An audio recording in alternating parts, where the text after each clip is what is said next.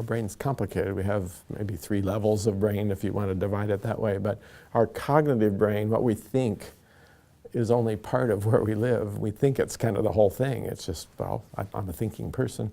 But we all know we have emotions. Kids are learning that they have emotions. You don't choose emotions. That's part of your brain. And the emotional part of your brain is where your attachments and your connections are. Then there's the deeper brain that's just regulating our heart and our respiration. And that's pretty well going to be fixed, or else we aren't going to keep surviving. So for kids, it's coming to grips with the cognitive regulation, the upper brain kind of being able to mediate that emotional brain.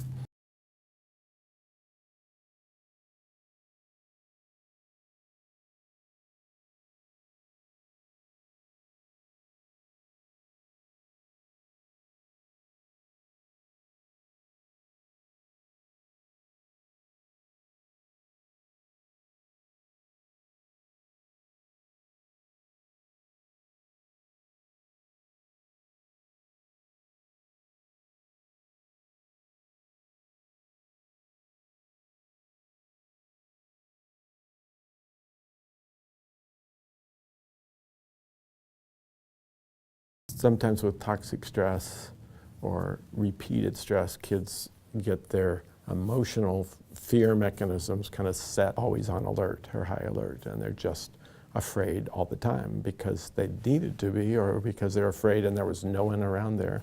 And that fear can then both damage their mechanisms of building a good brain mechanism.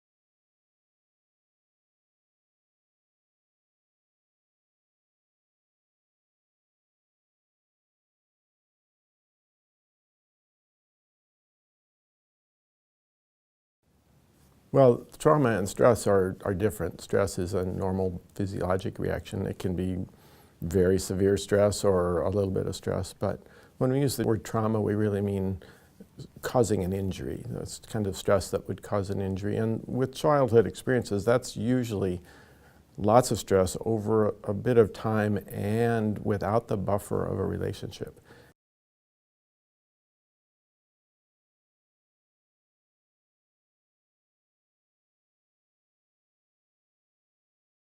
You know, one of the challenges in teaching people about these issues is that we all tend to use language a little bit differently.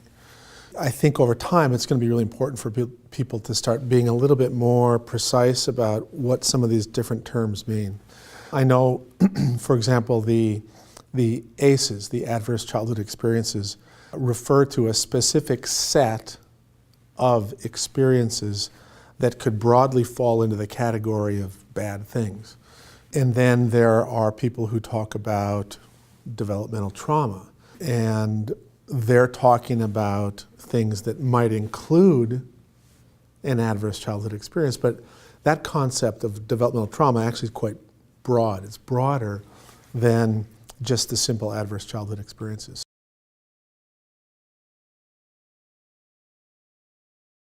People often divide up stress into 3 types. Normal stress, just positive stress, the things that happen day to day that are part of making us a good person. We develop with that stress.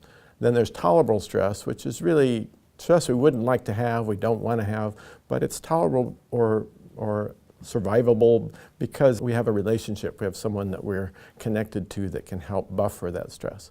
And then if you don't have that buffer, then it can be actually damaging stress or toxic stress. I think over time, the people who are hearing about this, in the beginning, what I'd recommend is you just kind of, all of this stuff is sort of code word for bad stuff that happens to kids. What I really think is important is that when the general population, when the general public hears about some of these concepts, that they can connect to it.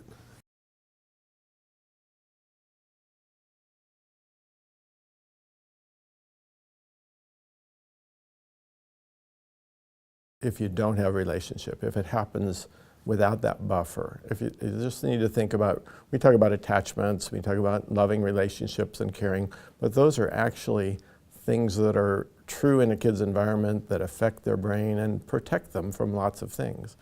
So a death in the family could be very stressful for a child.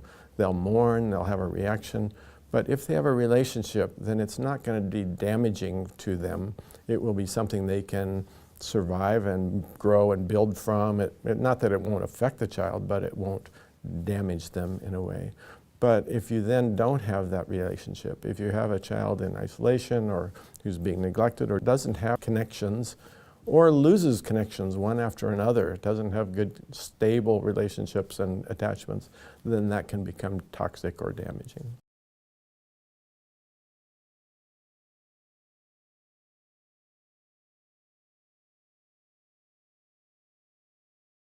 It's important to remember that the event itself is not the trauma. The trauma is how the person internally manages that experience. And so there are people who will have different degrees of, if you will, regulation capabilities. And so it's completely conceivable to have an event where one person is overwhelmed and that event becomes traumatic, and another person is impacted but not overwhelmed and recovers very quickly, and for them that was not a traumatic event. So in many ways the trauma is the way the individual manages the experience, and in some extreme cases you can have people who are easily overwhelmed by everyday typical things that you and I might not even think of as stressful, and then things that you and I might be overwhelmed by, somebody who's got lots of experience and the capacity for resilience might deal with that event as if it was challenging but not overwhelming.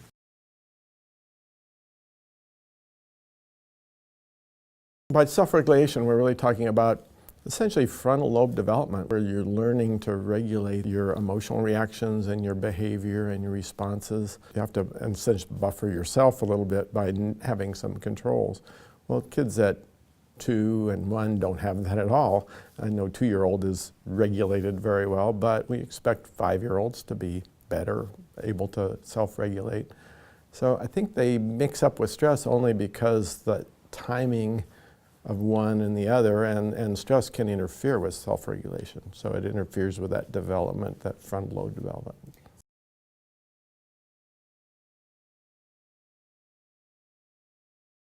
Probably the most important epidemiological studies that have been done in the last 50 years are called the ACE studies, and that stands for Adverse Childhood Experiences. And what a team from Kaiser Permanente in California and the CDC in Atlanta looked at 17,000 adults and then looked at their health and a lot of other aspects of functioning. But one of the most astounding findings was that the risk for health problems in adult life was increased between 4 to 12 times if the individual had adverse childhood experiences. And those adverse childhood experiences were defined as a set of specific events. And so really what we know is that when children grow up in environments where there's threat, chaos, unpredictability, and their stress response systems are overwhelmed, that influences not just how they do in school, it doesn't influence just their mental health, it influences how their heart works, how their lungs work, how their gut works, how their pancreas works, and it will increase risk for heart disease and diabetes and overeating and all kinds of things that are more commonly thought of as health problems. But the interesting thing is your risk for these health problems is higher if you have adverse childhood experiences than if you smoke. And so it's an incredibly powerful association, and it's something that we need to be better at educating the population about, and of course, better at trying to decrease adverse experiences for children.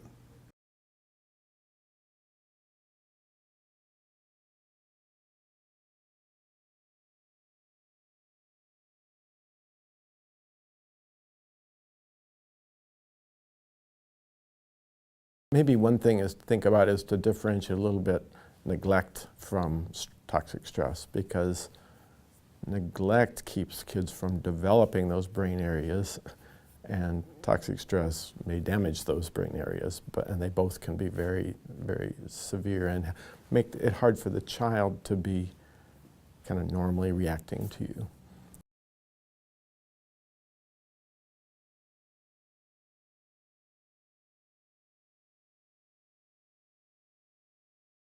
Well, I think we're becoming more and more aware that lots of behavior that is really difficult behavior might not just be a bad kid or a kid that's trying to cause trouble, but a reaction or a response that is from toxic stress. So we're talking about all of us becoming more aware of that, what might have happened to that child's brain that would explain or help us understand what's going on, and also help us know what maybe some of the best responses would be. The other thing is, whenever kids acting out, we always want to ask the question, why is this happening? And often it is communication. That's the whole functional behavioral analysis kind of way of looking at behavior is communication, and it's functional communication. If kids are behaving badly, it's very likely that they're getting something from that behavior that seems necessary. So we ask that question, but if it's a simple thing, like any 3 or 4-year-old, they need a little more attention, they're a little anxious about going to their aunts, or they, those we can figure out that, and we can give them a way to communicate.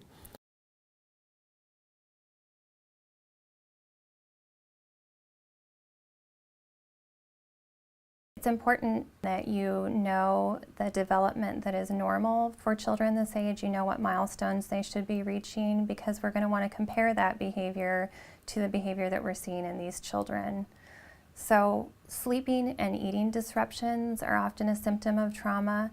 This has to be measured against what the child's normal sleeping and eating patterns were before the trauma and what's appropriate for their age. You may begin to see some withdrawal. Children that are normally engaging and interacting with adults, it may be a symptom of trauma if they're no longer doing those things. You might see an increase in aggressive behaviors, although again, this has to be compared to what is normal for that developmental age. And we also see an increase in separation anxiety. We need to be aware of the fact that children this age often have separation anxiety.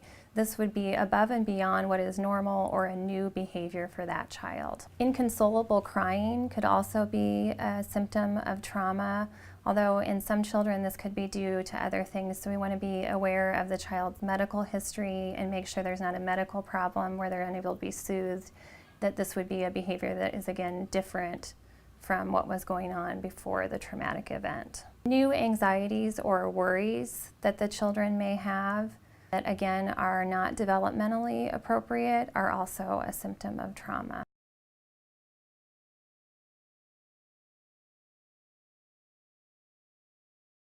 There are a range of ways that a child can express and cope with their stress and distress.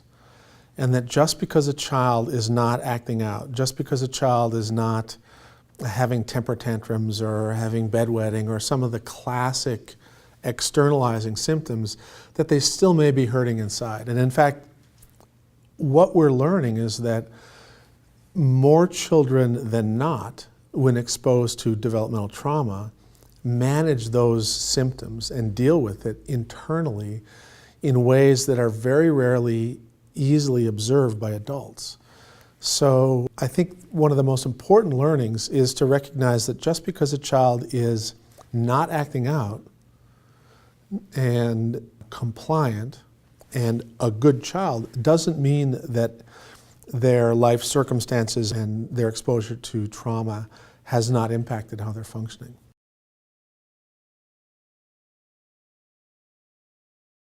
We're also going to talk a little bit about things that you might be able to do to help a child who's been traumatized, and the types of things that may help vary depending on the child's age. In Project Safe Start Nebraska, we work all with children aged 0 to 5.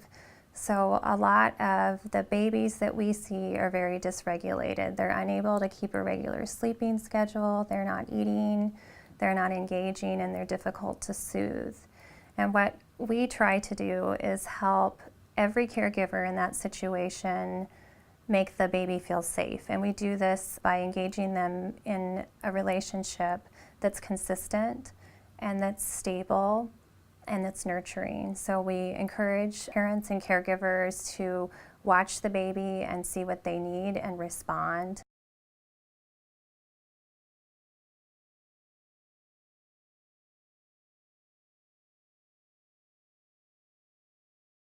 We encourage them to know the history and know things that may upset the baby, like changes in their routine or environmental triggers that might make them upset, and to use the soothing skills that work. I think it's a mistake for us to assume that we know what's going to work for all kids. So it's kind of difficult when we're talking about trauma to apply, here's how you fix this, because different kids need different types of soothing to regulate them and different things in their environment.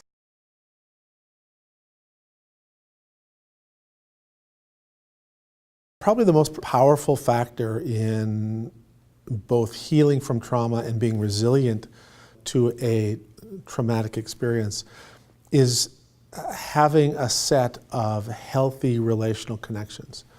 So it turns out that the relational buffer a child has will be a major determinant in how they experience a life-threatening event.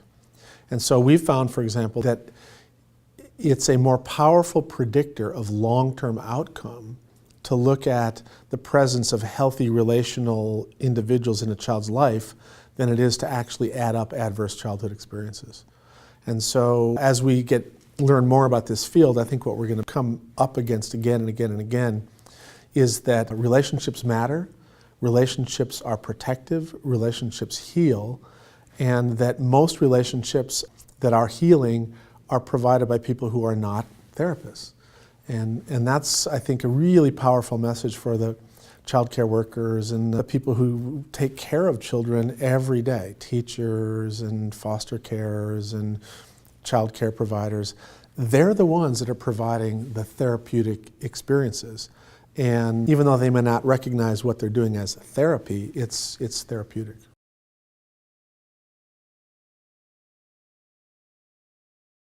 One of the things that you're going to see across all stages is that these kids will have difficulty regulating their emotions, and so we want to try to assist them in doing this as much as we can. And we sometimes do this with their environment by making sure that things are the same time each day, the same caregiver. If there's objects that are important to them, we want those there. Anything we can do to increase their feelings of safety and control and decrease the feelings that they may have of being overwhelmed.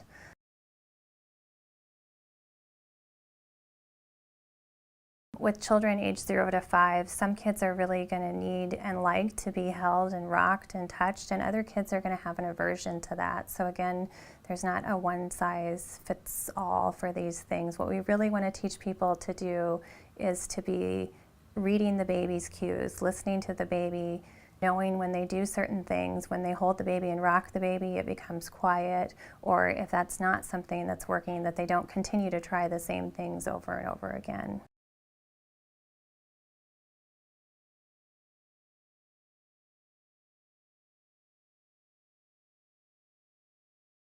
You know, it's a hard thing to give advice about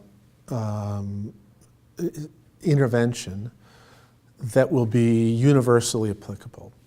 And you know, the part of what we've been trying to get better at in our work is to not always use a one-size-fits-all approach.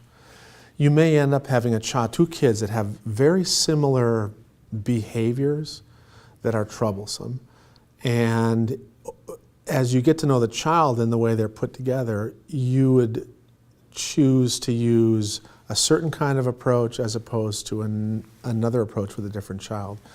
And I think that's the major challenge of our field for the next, I think, 5 or 10 years, is recognizing that human beings are so complex and the way we deal with these experiences is so variable that if we're really going to help somebody, we really need to get to know that person specifically. And now with that said, there are some general principles that you should always be respectful. You should always try to be attuned to where that child is. You should always try to provide consistency, predictability, introduce rhythm into your interaction with the child. And there are other elements about being honest, being clear, that will help every kind of interaction, whether it's a therapeutic interaction or an educational interaction.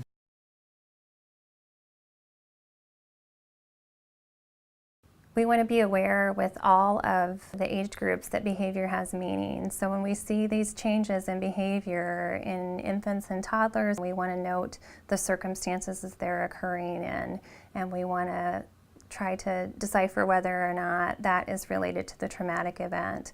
And some of this can be done by any caregiver, but some of this should be done in a therapeutic setting. So even with kids birth to 5, it's appropriate to ask for a referral to a mental health professional if they have symptoms of trauma or if there are concerns about their development or their behavior.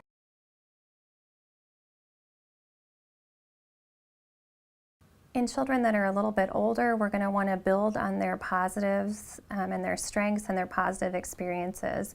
These children, again, are going to have difficulty regulating their emotions. We want to increase their sense of safety, and this may be by the people around them who they have feel safe and who they feel respond to them appropriately. It may be the environment that they're in, and it may be that they may feel safe when they have a routine that's consistent and they know what to expect. So we want to make sure that we're letting them know ahead of time when things are going to happen, that we're not springing surprises on them about their daily schedule or that their discipline, everything should be consistent and predictable for them.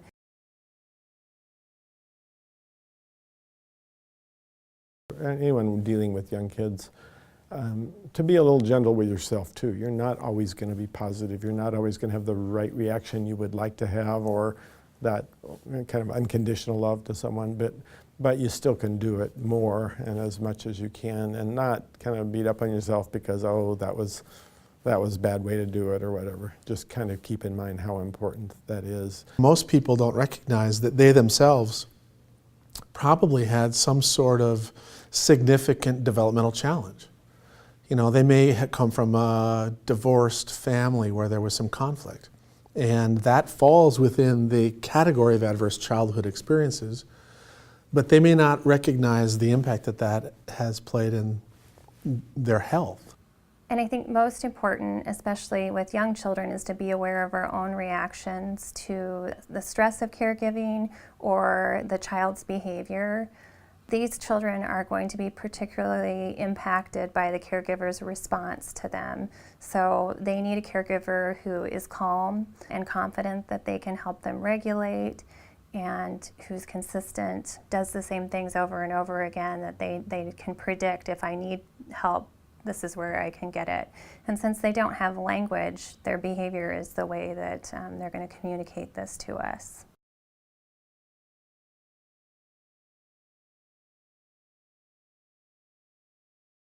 So you need to kind of be there, calming, soothing, loving, connected.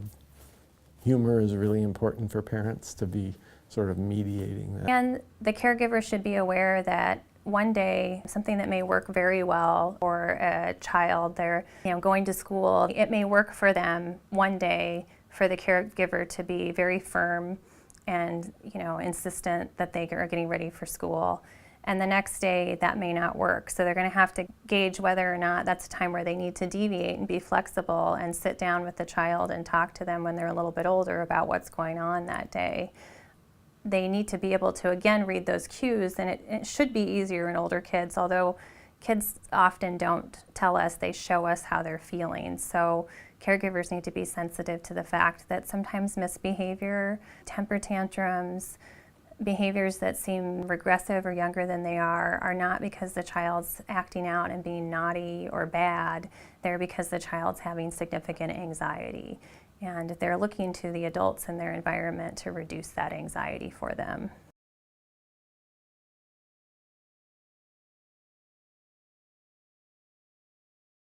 We sometimes use behavior management or behavior modification. We reward things we want to see and we punish. We need to be careful not to use too big a reward or a punishment. It's not like, I'm not going to love you anymore if you do that behavior, so that's your punishment or that's your negative. That would be overwhelmingly stressful, and you want to be sure that behavior management is done in a positive, loving, connected way rather than oh, you were so great, I really like you when you do that, but I really don't like you at all when you do this. That's not going to shape behavior in a positive way.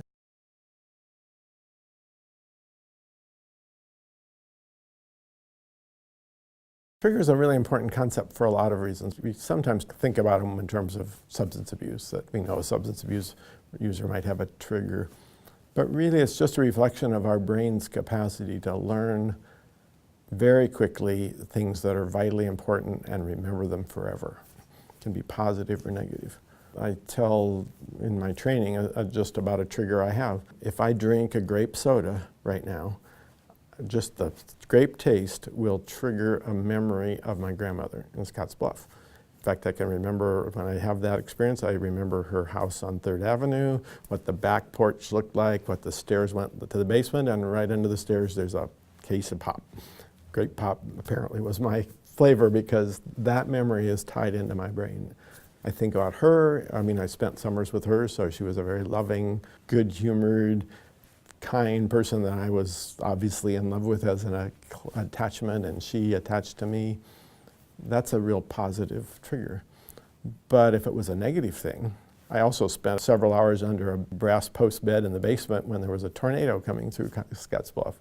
Well, that trauma for me, or that high stress for me, was buffered by her presence. She was there, she was, helping me process that. So that's not, I don't have a really bad trigger. But if I was there all by myself, maybe just hearing the wind or whatever could take me back to that, anxiety and anxious. So a trigger can be good or bad things. We need to be aware of environmental triggers that may cause them to feel some anxiety. These might be smells, they might be sounds, they might be people, but we need to be aware of that and try to minimize exposure to things that make these kids feel anxious until they're ready to handle that.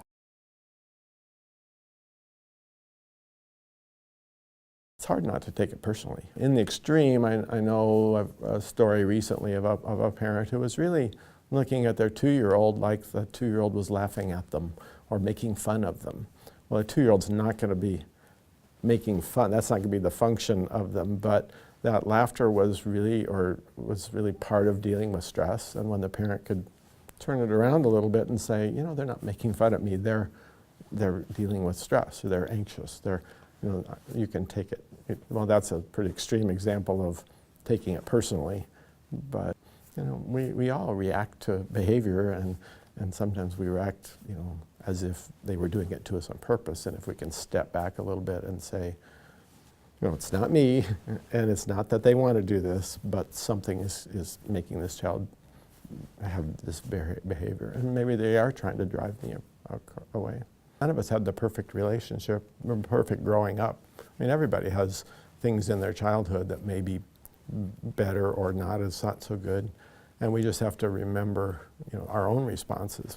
If a child might trigger something in us where we get really mad at them, then we have to think about, well, wait a second, they're 3 years old. They're not I don't want my anger coming from somewhere else. And so we want to become aware of our own reactions and what's getting in the way. And I think it's very important for people who are taking care of children who have experienced trauma to take care of themselves. I think we talk about this loosely, and caregivers nod their head and say, I do, but the things that they might be hearing from these children, especially older children, can be distressing. It can make them feel helpless, and some of their behaviors are irritating. Some of their behaviors are aggressive, and that's scary.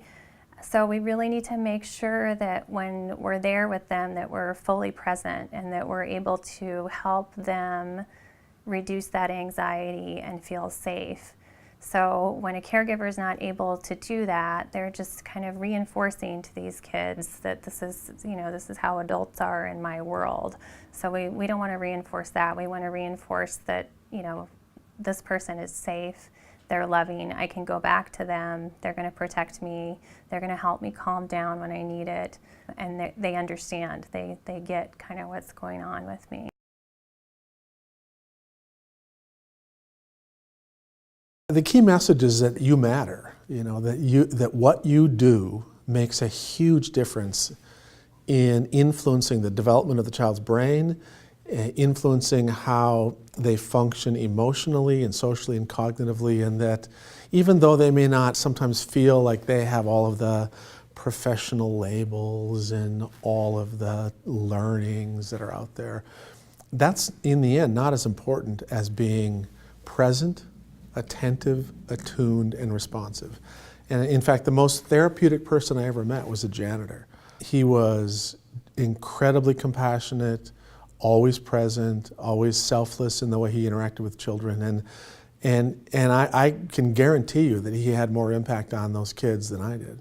But when a kid's been damaged, the most important buffers is a consistent, unconditional, loving relationship. I mean, someone who's with them no matter what, and loving them, that's really therapeutic. Dr. Perry was pretty honest about saying, therapy, that's the therapeutic event. The psychiatrist can try to help get that into a child's life, but without that. So acting unconditionally loving, that's really important.